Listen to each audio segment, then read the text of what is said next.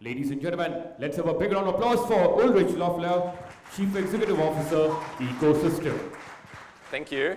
Can you hear me? Okay. So first of all, thanks for having us, and thanks the one-to-one team for partnering with us for the second time now to set up this Big 5 series. I hope you enjoyed the last 1.5 or 1 day. I certainly did, and it's how the saying goes, you should leave the best to last. So it's a great honor and privilege to be the last official speaker, but it also puts a lot of pressure on me now to do a good job to wrap up this event. So what I want to talk about is managing the risk across an interconnected value chain, or we can also say supply chain.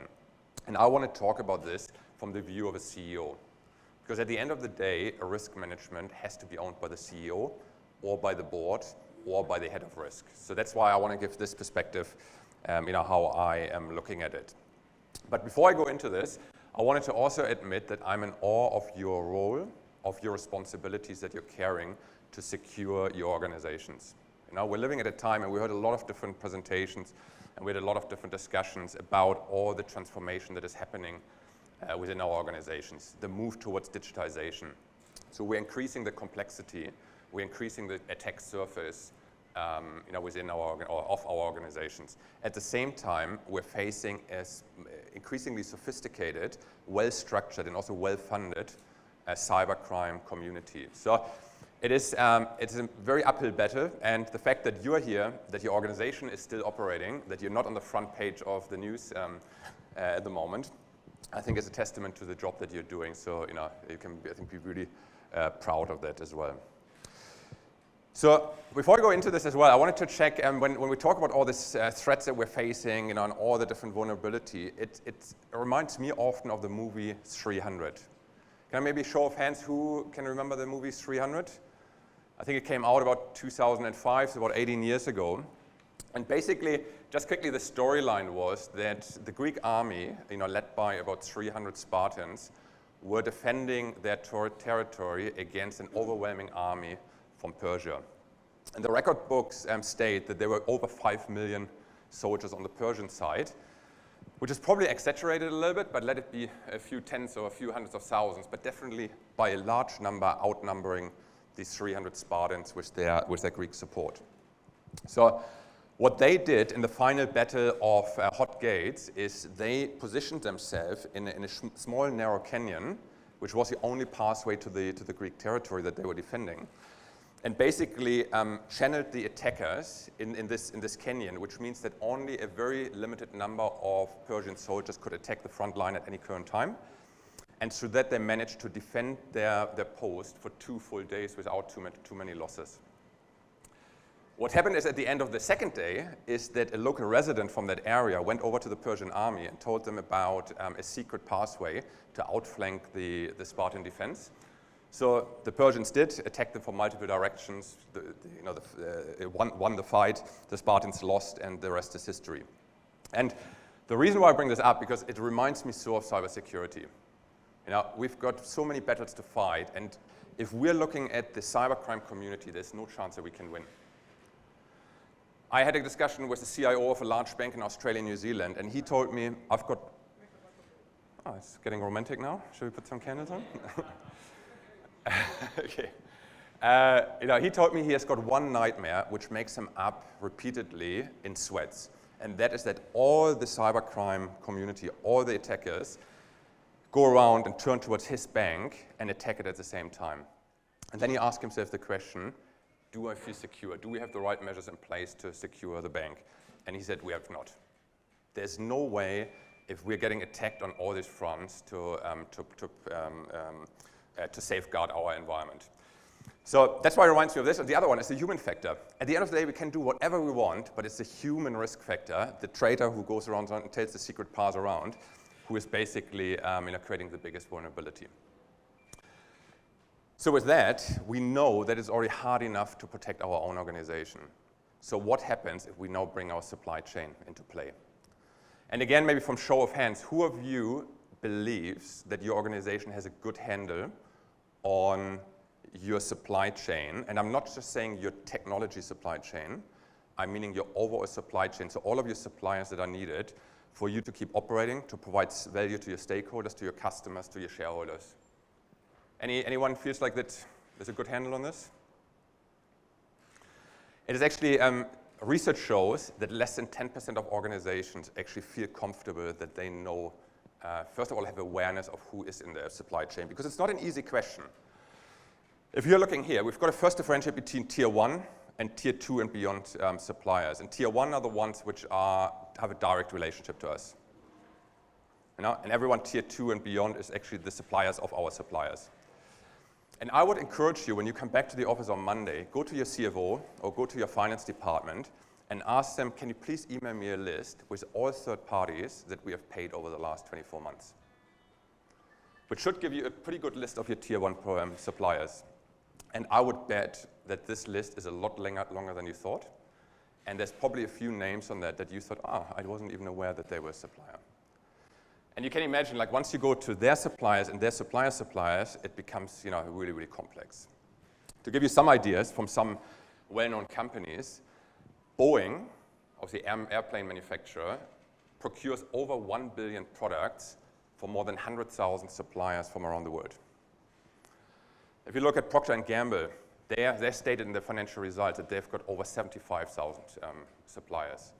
Walmart, a big retailer from the US, has over 100,000 suppliers, and Total, the French energy company or oil company, has over 150,000 suppliers. So if we're thinking that it's difficult to protect our own organization, there's no way that we can protect 150,000 organizations that we don't even have direct relationships with or any control on what they're doing. So what this challenge comes down to is, first of all, awareness. We need to understand who's in our supply chain, what are the relationships within our supply chain, what is the impact onto our ability to keep operating, and then obviously track all the different factors that could impact, or could jeopardize the health of our supply chain. So, and talking about the interlink, so you see here just a scenario where, and it's not just about cyber attacks, by the way, but if, for example, one link within the supply chain gets eliminated or gets compromised and can't provide the services anymore, it is very likely that some other suppliers within the overall value chain will be compromised as well, and we need to understand what does it mean for us to keep operating, to keep producing, to keep adding value to our, providing value to our customers.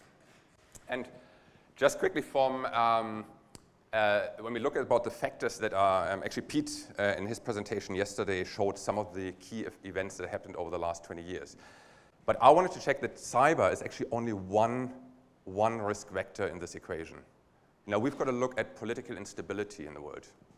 And there's quite a few countries where we know, and I'm not meaning India, but where, depending on how an election goes, it could really change the dynamics in a country.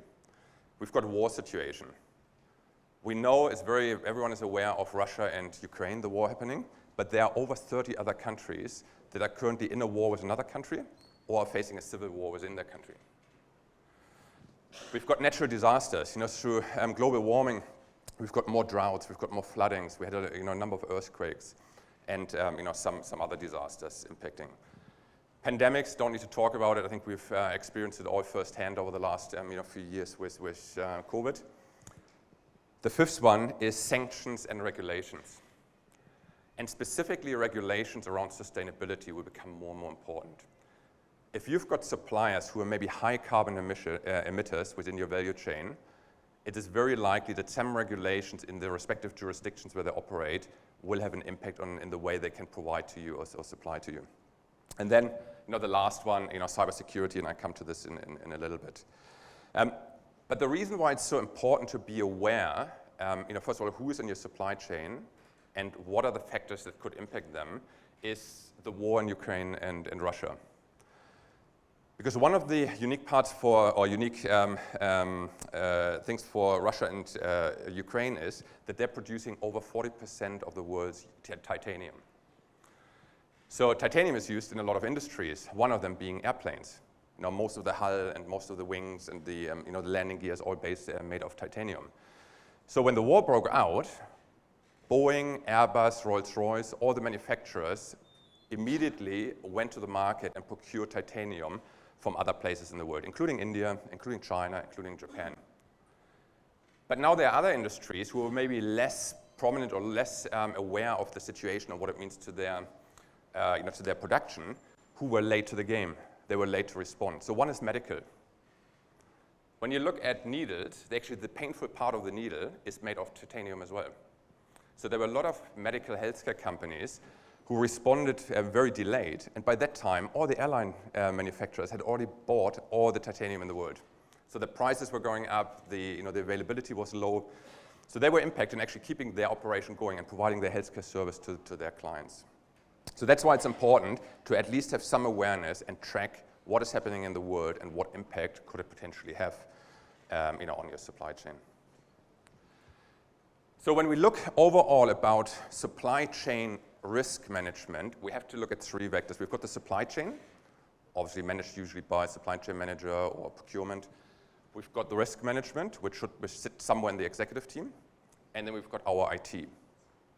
And there's two parts of overlap where IT actually has an impact on the supply chain risk.